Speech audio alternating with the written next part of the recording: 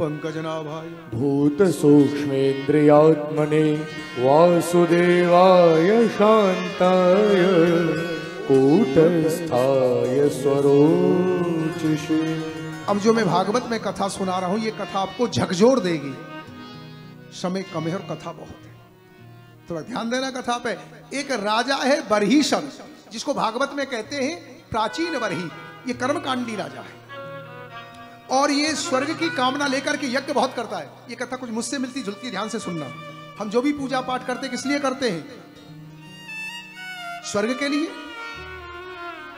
भोगों के लिए। अच्छा, ये रात दिन यज्ञ करता है स्वर्ग की कामना से, और यज्ञ के नाम पे पशुओं की बलि और देता है। इस कथा पे थोड़ा ध्यान देना। एक राजा है प्राचीन वरही, कर्मकांडी राजा है, यज्ञ बहुत करता है, पूरी धरती को कुशों से पाट दिया। स्वर्ग का संकल्प लेकर के मुझे स्वर्ग मिले, यज्ञ करता है, और यज्ञ में पशुओं की। साधु को दया आई, आज प्राचीन वरही के यहां आ गए। नारायण नारायण, राजा प्राचीन वरही ने उनका पूजन किया। आइए महाराज जी बैठिए। नारद जी ने बात शुरू कर दी। राजन, जो आप यज्ञ कर रहे हो, कर्म कर रहे हो, यज्ञ का फल क्या मांगते हो आप? बोलो ना भाई साहब, क्या मांग रहे हो? स्वर्ग। स्वर्ग मिलेगा, पर व्यक्ति स्वर्ग में कब तक रहेगा? जब तक उसका पुण्य है, और जैसी पुण्य खत्म हो जाएगा तो अब बोलते नहीं हो। हम गया जी में कै तारीख तक रहेंगे? ए भाई, 1 तारीख के बाद में 2 तारीख को होते ही होटल वाले कहेंगे सब खाली करो इसको। मेरी बात पे थोड़ा ध्यान देना। मैं कुछ विशेष बात करना चाह रहा था आपसे। मैं सुख कै घंटे का चाहता हूं। यदि मैं मूवी देखने गया मॉल में, तो मुझे कै घंटा सुख मिला, उसके बाद वही टेंशन घर में आकर के बोलूं ना, वही टेंशन। और मैं क्या चाहता हूं? मुझे 24 घंटा सुख मिले। मैं यही चाहता हूं ना। मैं 3 घंटा 4 घंटा सुख नहीं चाहता। हे राजन, जो तुम यज्ञ कर रहे हो उसका फल स्वर्ग मिलेगा। स्वर्ग का फल है पुण्य। जब तक रहेंगे तब तक स्वर्ग में रहेगा। पुण्य खत्म हो गए फिर धरती पे आ जाएगा। और यज्ञ के नाम पर जो तू पशुओं की बलि दे रहा है, पशुओं को मार रहा है, जब तू मरेगा तेरे टुकड़े टुकड़े कर देंगे। ये पशुओं को दिखा, बड़े बड़े सींग वाले।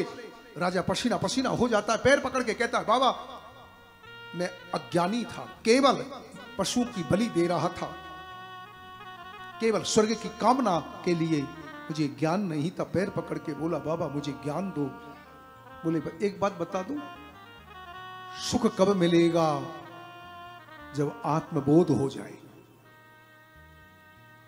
अब देव ऋषि नारद जी ने यहां पर राजा प्राचीन वरही को, जो कर्मकांडी राजा था, केवल हम लोग भी, हमारी आरती होती है सुबह शाम, एक ही आरती का एक फल है। बाल सफेद हो गए, सुख संपत्ति घर आवे, सुख संपत्ति घर। यही आरती है, कोई दूसरी आरती है?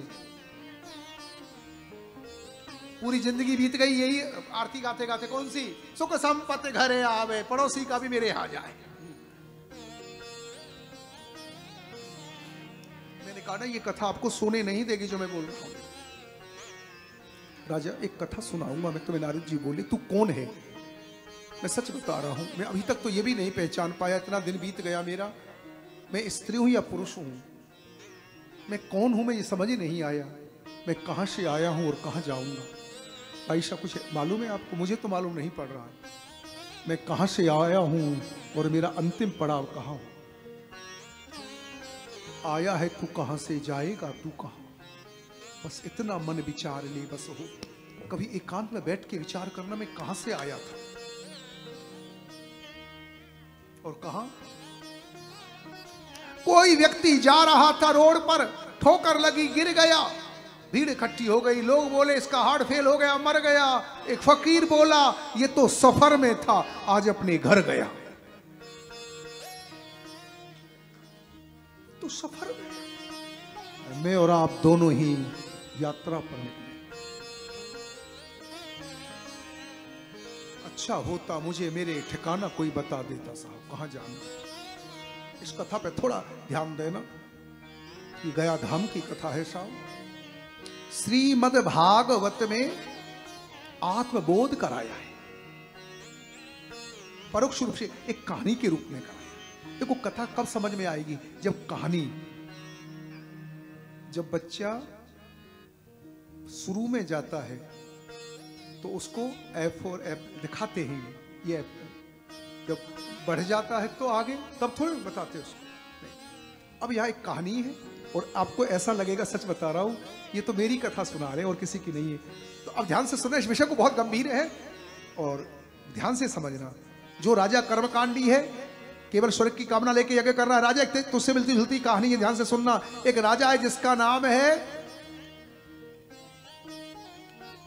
मैं जो कथा तुम्हें सुना रहा हूं उस पर विचार करना, वो तुमसे मिलती जुलती एक राजा, आसीदो पुरंजनो नामा, एक पुरंजन नाम का राजा है और उसका एक दोस्त है अविज्ञा। बहुत ध्यान से मन लगा के सुनना। पुरंजन माने मैं और मेरा दोस्त है भगवान विष्णु, ठीक है जी।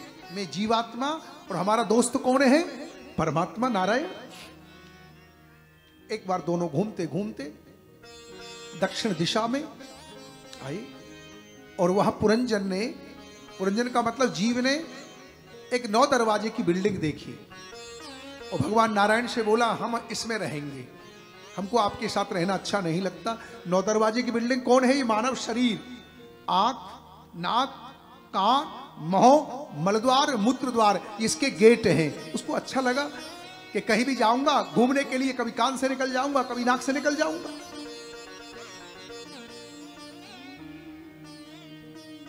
ये कहां रहने लगा जीवात्मा, इस देह में रहने लगा, ठीक है जी। कथा समझ में आ रही है ना।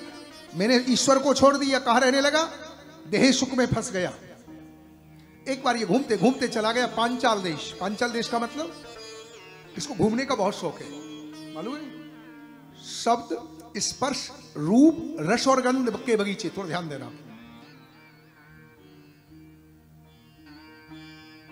मुझे पुचका बहुत अच्छे लगते हैं। फिर कहता मुझे मूवी बहुत अच्छी लगती है, इन्हीं को खुश में लग रहा है। ये 5 हैं, देखना, आंख, नाक, जीव, कान और त्वचा, इनको खुश करने में यही पांचाल देश है। कभी भोजन के लिए भग रहा है, कभी मूवी के लिए भग रहा है, कभी म्यूजिक के लिए भग रहा है। जब ये पांचाल देश में गया, जब ये पांचाल देश में गया तो इसने स्त्री को देखा, एक स्त्री को देखा बगीचा में। स्त्री को देखते ही बोलने लगा, आप बहुत सुंदर लगती हो, आपकी आंख क्या है, कमल जैसी है, क्या सुंदर लगती है। ये पुरुष का स्वभाव होता है, पुरुष का स्वभाव है। क्या स्वभाव होता है, वो दूसरे की स्त्री को देख करके बड़ाई करना, क्या सुंदर। अपनी घरवाली से कभी हंस के बात नहीं करता है, और कथा में और किसी को देखता है ना, बैठ जाता है और बड़ाई करना शुरू कर देता है। देखा है भाई, मानव का स्वभाव है। दूसरे की स्त्री को देखते ही वो डींग मारना शुरू कर देता है। और धीरे से बोला, आपका परिचय, आपका परिचय। वो हंस करके बोली, लोग हमें पुरंजनी पुरंजनी कहते हैं। पुरंजन बोला, बन गई रे वाह, तेरा नाम पुरंजनी, मेरा नाम पुरंजन, दोनों साथ रहा करेंगे। पुरंजन माने जीवात्मा, पुरंजनी माने बुद्धि, प्रधानमंत्री माने मन, मनोवृत्तियां माने सखियां, और 5 सिर वाला सर्प ही 5 प्राण है। अब तो महाराज ये पुरंजनी के साथ रहता है। पुरंजनी कहती है खाओ तो खाना शुरू कर देता है, पुरंजनी कहती है गाओ तो गाना शुरू कर देता। भागवत में ज्यादा नहीं कहूंगा, इतना लिखा है, ये घरवाली का खिलौना बन जाता है। जितना डर मम्मी से नहीं लगता, जितना डर घरवाली से लगता है। यदि घरवाली कहती है देखो हमारे साथ रहना है तो अपनी अलग फ्लैट लो, मम्मी से अलग रहो, क्या कहता है, ठीक। फिर मम्मी से कहता आपकी बुद्धि ठीक नहीं, बहुत परेशान करती मेरी घरवाली। नारे दिवस नर सकल गुसाई, नट मरकट की नाम।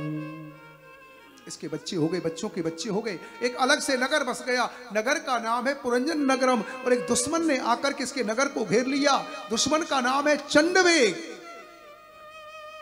दुश्मन का नाम है चंडवेग। और इसकी सेना कितनी है, 720। चंडवेग का मतलब होता है वर्ष, और दिन रात इसकी सेना है। मैं अपने बच्चों के साथ मस्त हूं और दिन रात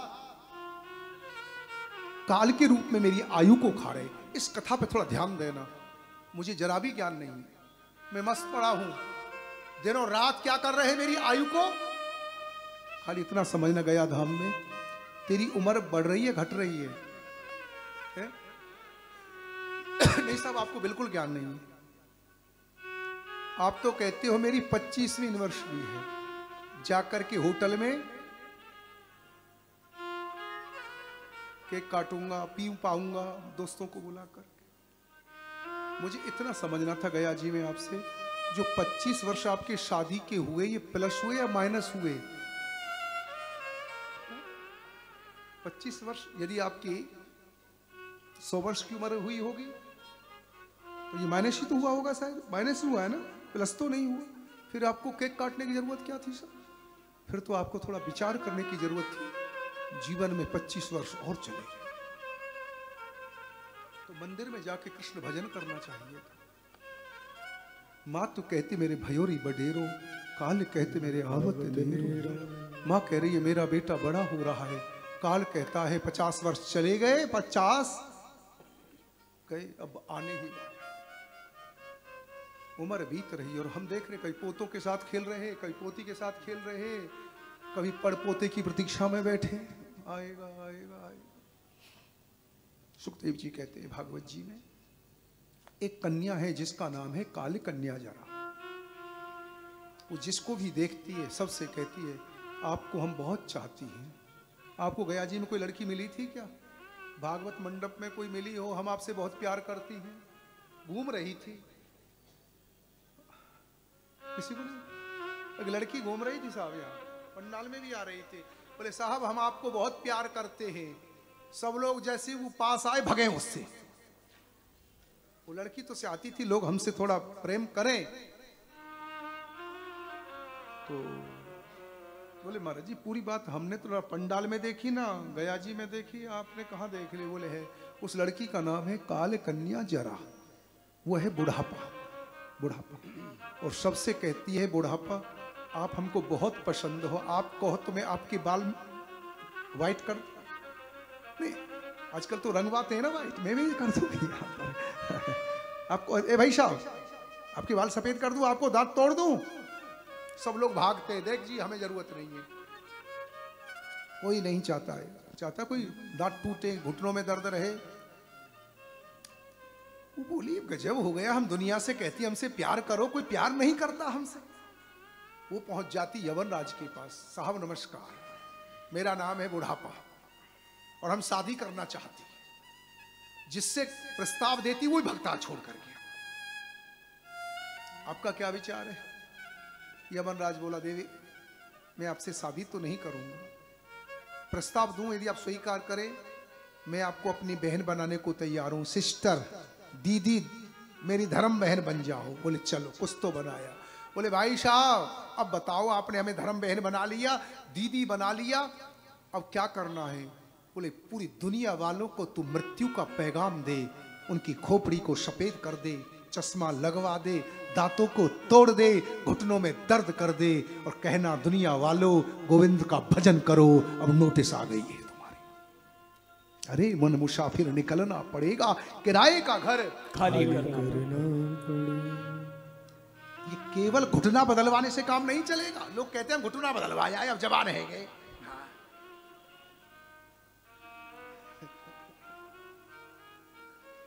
घुटना बदल, कुछ बातें कहने का मन था मेरा गया जी में, जो मेरे बाल सफेद हुए। कई लोग तो इतने चतुर हैं भागवत में भी, जो भागवत में आए ना बाल काले करवा लाए थे। हाँ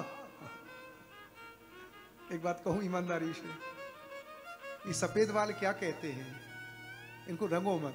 ये कहते थे जवानी में बहुत काले धंधे किए, अब तो बुढ़ापा आया, अब तो श्वेत कर्म कर लो। पर कई बाबू लोग मानते नहीं है, फिर भी व्हाइट को ब्लैक करके होटल में जाके बोतल पीना शुरू कर देते हैं बार में। यही तो रोका था साहब इन सफेद वालों ने, इन सफेद वालों ने। फिर भी होटल में पब में जा रहे रंग रंग करके। कृतांतस्य दूती जरा कर्ण मूले, मैं जो बोल रहा हूं ना ये गया की कथा है। जो मेरे बाल सफेद हुए हैं ये क्या कहते हैं? कृतांतस्य दूती जरा कर्णमूले। ये कुछ बाल गुनगुना रहे हैं, शायद आप सुन नहीं रहे हो। ये क्या कहते हैं? साहब बुढ़ापा आ गया है, अब पराई नारी को भोग की दृष्टि से मत देखो, पराये धन पर मन मत लगाओ, अब बिहारी जी का भजन करो, फल पक गया है, कभी भी टपक जाएगा, कभी भी टपक जाएगा। पराई नारी में कुभाव मत रखो। और गया जी में तो विशेष सावधानी रखनी चाहिए। मैं आपसे हाथ जोड़ता हूं, यहाँ डींग मत मारा करो दूसरों की घरवाले के सामने बैठ। कई लोगों की आदत होती है दिखाने, जिससे थोड़ा सा मुझसे कोई प्रभाव है तो, है ना? कृतांतस्य दूती जरा कर्णमूले। क्षमा पर स्त्री पर द्रव्य को छोड़ो, गोविंद का भजन करो, गोविंद का भजन करो। पर भजन होता कहाँ? मैं आज आपको एक बात बता रहा था, जिसने बचपन में भजन किया होगा उसी में जवानी में मन लगेगा, उसी का बुढ़ापे में लगेगा। पर ये तो बेड पे गिर गया, अपनी पत्नी का चिंतन करने लगा। काल कभी किसी की प्रतीक्षा नहीं करता है। ये बुढ़ापे में पत्नी का चिंतन करते करते मरा और अगले जन्म में स्त्री बन गया। बस इस कथा को थोड़ा ध्यान से समझ लेना भाई साहब। मोक्ष कब तक नहीं होगी? जब तक परिवार में आसक्ति रहेगी। जब मैं मरता हूं, पत्नी का चिंतन करता हूं, पति का चिंतन करता हूं, तो होता क्या है? वही चिंतन मेरे पुनर्जन्म का कारण, यही वासना ही पुनर्जन्म की ओर ले आती है। सदगुरु नानक देव पंजाब में घूम रहे थे और किसी मंडी में गए तो देखते क्या थे? एक बकरा बार बार दुकान पर चढ़ने का प्रयास कर रहा है। जो दुकान का मालिक था डंडा मारता था, फिर चढ़ने का प्रयास करता। सदगुरु नानक देव को हंसी आ गई। सदगुरु नानक देव को हंसी आ गई तो उनके शिष्य जो साथ में चल रहे थे, गुरु जी क्यों हंसे? कोई बात नहीं है। बोले बताओ ना, आप जैसा ज्ञानी महापुरुष अकारण तो नहीं हंसेगा। बोले सच बता दूं, जो ये बकरा है ना, इस दुकान का मालिक था, बेटा को मालूम नहीं है, उसको तो दुकान से लगा, वो बार बार दुकान पे बैठना चाहता है गद्दी पर, उसका बेटा जानता नहीं डंडा मार रहा है, इसलिए ये आसक्ति थी इसकी, इसलिए ये दुकान का मालिक। कथा समझ में आ रही कि नहीं आ रही आपकी? मेरा जन्म का कारण है आसक्ति, और ये भागवत क्या करती है? अनासक्त बनाती है। वो स्त्री बन गया,